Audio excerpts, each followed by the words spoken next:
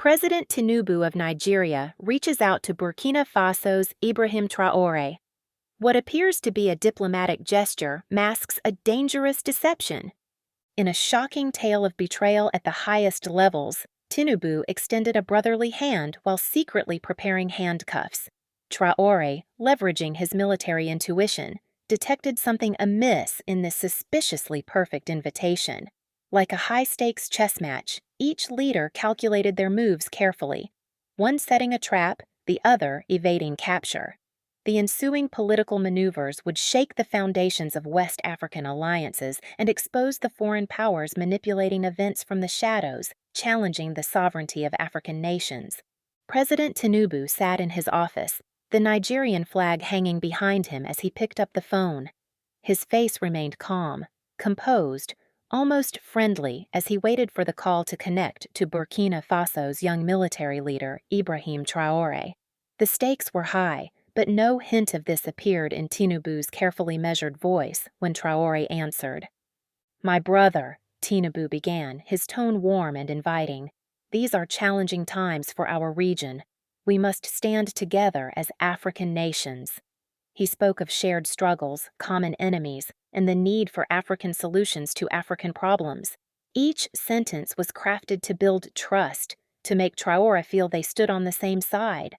The Nigerian president's invitation seemed genuine, a special summit in Abuja to discuss regional security concerns, a chance to strengthen ties between their countries, an opportunity for the younger leader to gain wisdom from more experienced heads of state. Behind Tinubu's facade of brotherhood lay calculated deception. As he spoke of cooperation, his free hand tapped a document on his desk, the detailed plan for Traore's capture. His eyes occasionally drifted to a second phone, the secure line active with calls to French officials minutes earlier. "The summit will be small, private," Tinubu assured, "just a few key leaders focusing on practical solutions." The emphasis on privacy wasn't to protect discussions, but to ensure Traore would arrive with minimal security.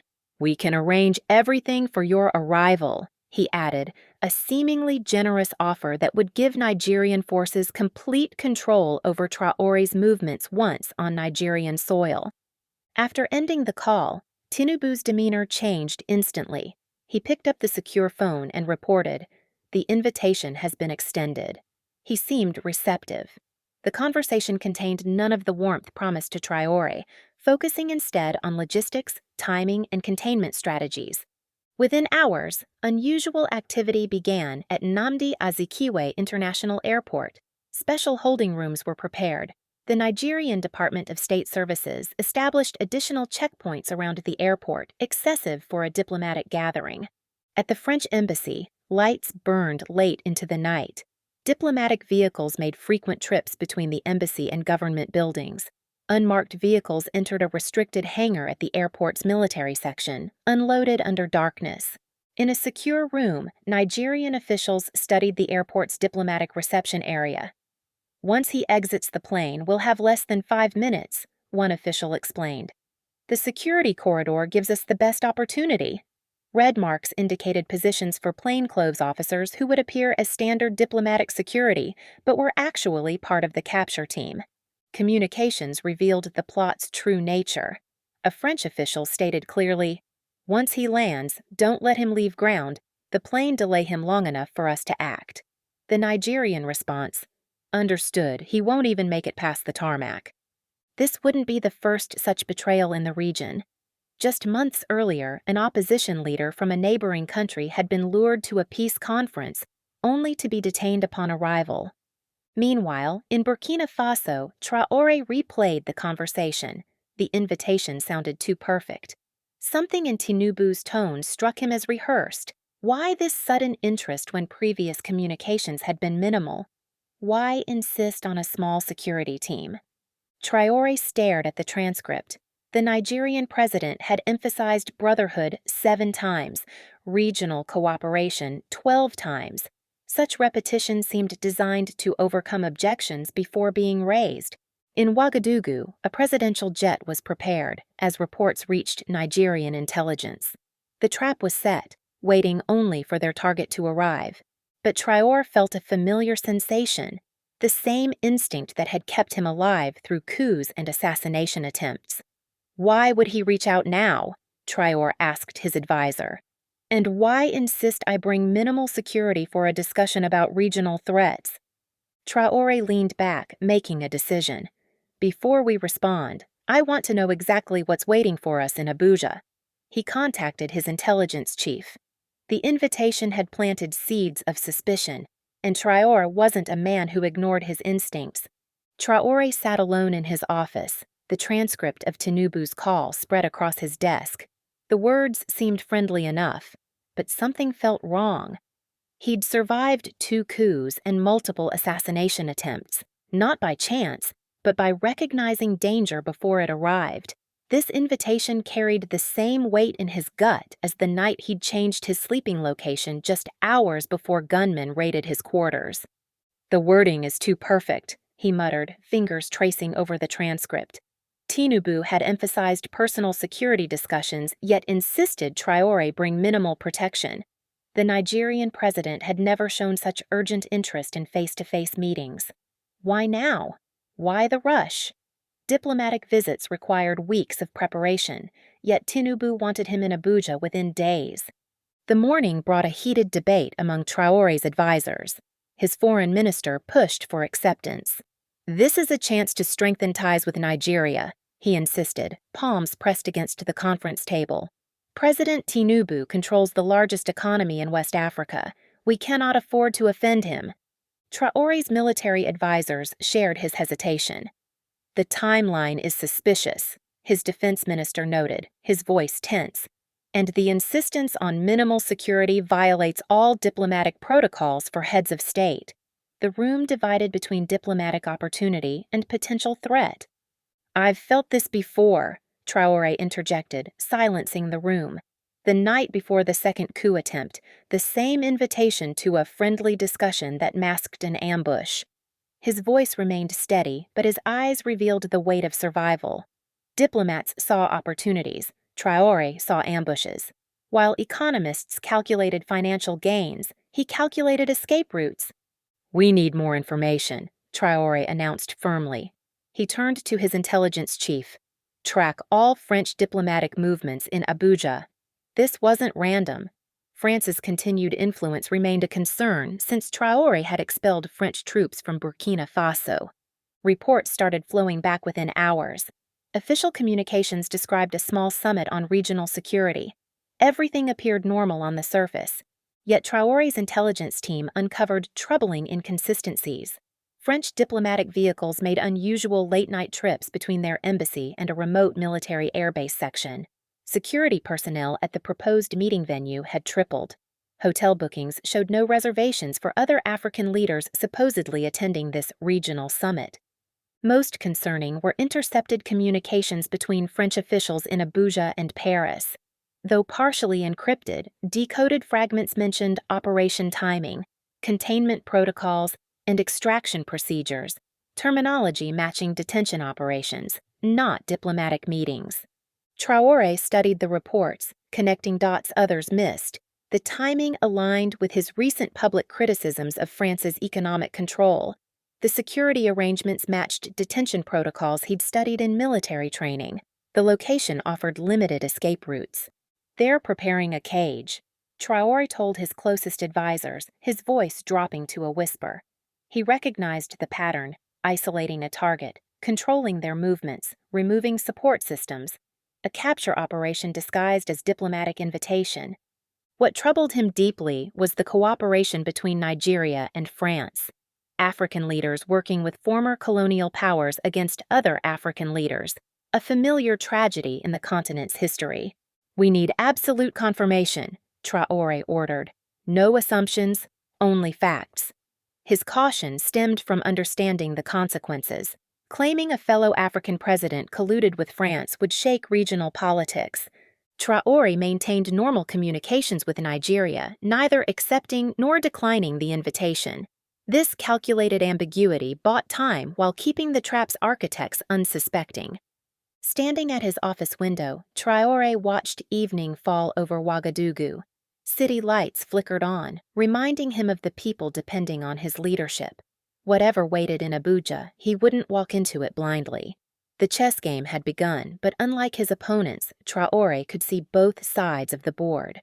At 2 a.m., Traore's intelligence chief, Colonel Sanu, rushed into the presidential office without knocking. His face showed a mixture of urgency and disbelief as he placed a folder marked Top Secret on the desk. "Mr. President, we have it," he said, his voice low despite the empty hallways outside. "The evidence is undeniable." Traore opened the folder to find a damning collection of intelligence, transcripts of intercepted communications between French officials in Abuja and their Nigerian counterparts. The messages were explicit discussions about his planned detention. "Confirm holding facility prepared for BF target upon arrival," and "French team ready to assist with package containment if Nigerian forces encounter resistance." "They didn't even bother hiding their intentions," Traore said, his eyes narrowing as he read further. "Extraction to Paris within 24 hours of securing package."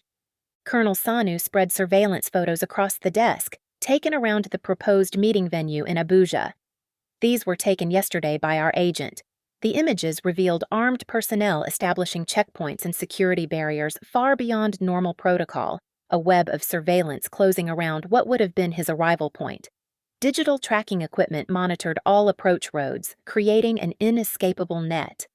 And this is the most concerning development," Sanu continued, revealing satellite imagery of a remote section of the Nigerian military air base. "French special forces arrived 3 days ago, 16 operators with counterterrorism backgrounds, unregistered with Nigerian authorities. A violation of international protocols." Traore studied the images showing the Special Forces' temporary base near the airstrip. Their presence transformed the situation from concerning to dire. French Special Forces wouldn't deploy for a simple arrest. The intelligence dossier further revealed a recently modified detention facility within the military section of the airport, complete with reinforced doors and surveillance equipment. A medical team stood by, suggesting preparations to sedate him if necessary. Most damning were communications between President Tinubu and Paris. Recordings showed Tinubu personally approving operation details. "The trap is set. He trusts me enough to come." Traore's face remained stoic. This represented more than foreign interference. It revealed African complicity in that interference. A fellow leader had agreed to sacrifice him to French interests. "Why now?" Traore asked, though the answer was emerging with each document he reviewed. Colonel Sanu opened another file. "Economic reports from the past 3 months. Since you canceled the exploitative mining contracts with French companies, Paris has lost billions. Your nationalizing of key industries threatened their economic model in the region. Intelligence suggests this serves as a warning to other leaders considering similar moves against French interests. Mali and Niger are watching your example. If they remove you, they believe others will fall back in line." Traore nodded slowly. "And Tinubu? What does Nigeria gain from this betrayal?" "Preferential trade agreements with the EU military aid packages. Personal assurances to Tinubu of support for his regional leadership ambitions." Sanu's voice carried disgust. "He's trading African sovereignty for personal gain." Traore stood and walked to the window, looking out at the city he had sworn to protect. This concerned Burkina Faso's independence. If foreign powers could simply remove leaders who challenged their interests, African sovereignty remained merely an illusion. "They expect me to walk into their trap," Traore said finally. "Their mistake is thinking like colonizers, always underestimating African capacity." Colonel Sanu recognized the calm determination in his president's eyes, the Traore who had navigated coups with strategic brilliance. "We won't decline their invitation," Traore decided, "but neither will we fall into their trap." He pressed the intercom. "Assemble my strategy team immediately." As advisors arrived, Traore was already formulating a response that would turn the hunters into the hunted. In the heart of the presidential palace, Ibrahim Traore gathered his closest advisors at 3 a.m., The evidence of betrayal spread across the conference table. The room hummed with tension as these battle-hardened men and women processed what they had uncovered. No one spoke of surrender or simple rejection. They all understood that historical moments require extraordinary responses. They expect me to either walk into their trap or decline and appear weak, Traore explained, his voice steady. We will do neither. His eyes moved across the faces of his trusted circle, military strategists, intelligence experts, and communication specialists chosen for their loyalty and ingenuity. The Nigerian president's deadline loomed just hours away. The trap was evident. They intended to detain him upon arrival in Nigeria, with French operatives positioned to assist in what would later be explained as cooperative security actions. Traore's response would flip this ambush like a chessboard, turning predators into prey. We will accept the invitation, he announced, triggering surprised glances. Or rather, we will appear to accept. The strategy was elegant in its simplicity.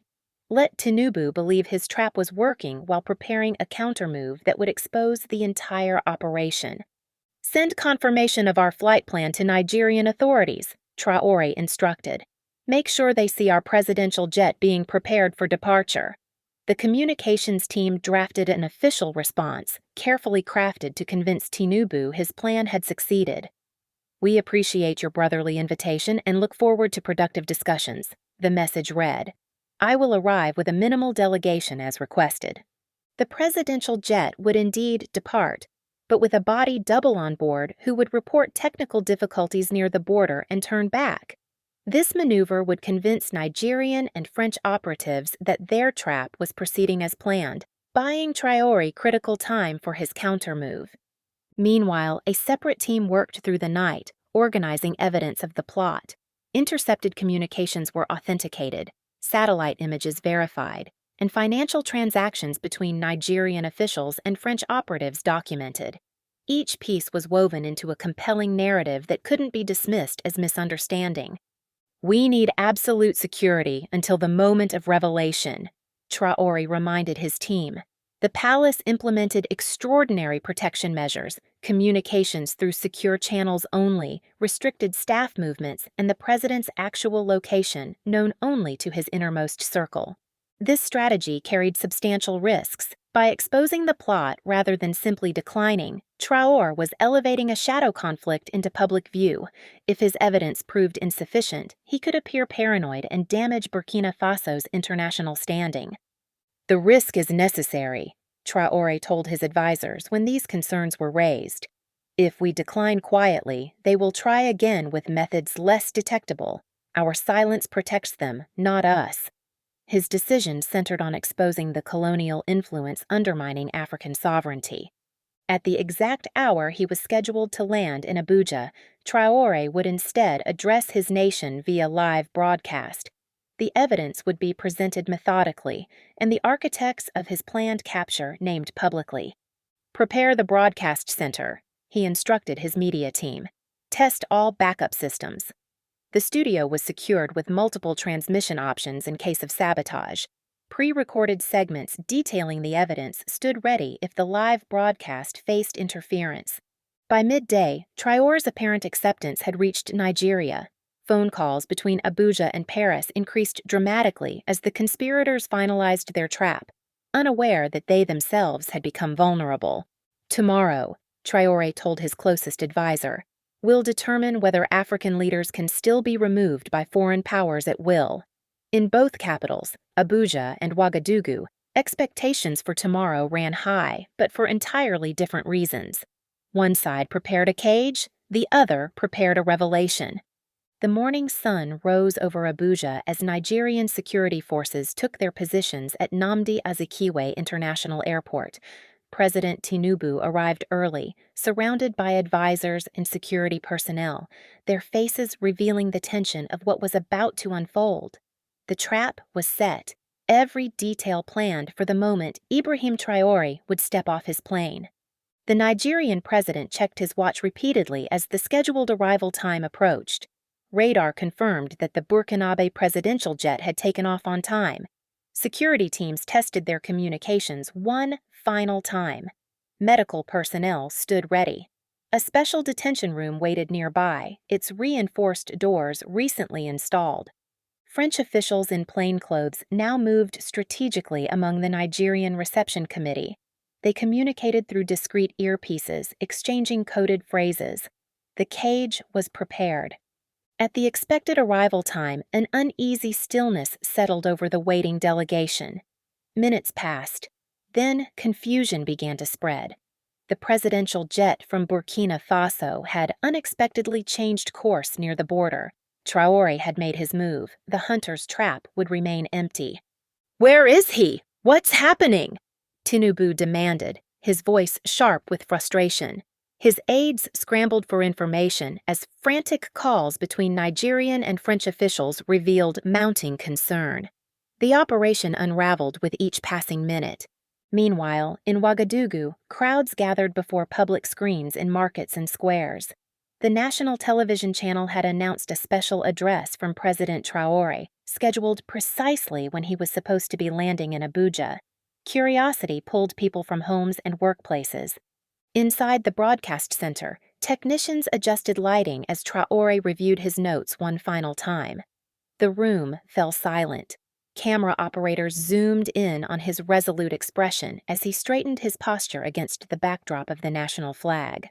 "My fellow citizens," he began, his voice steady yet resonant through the hushed studio.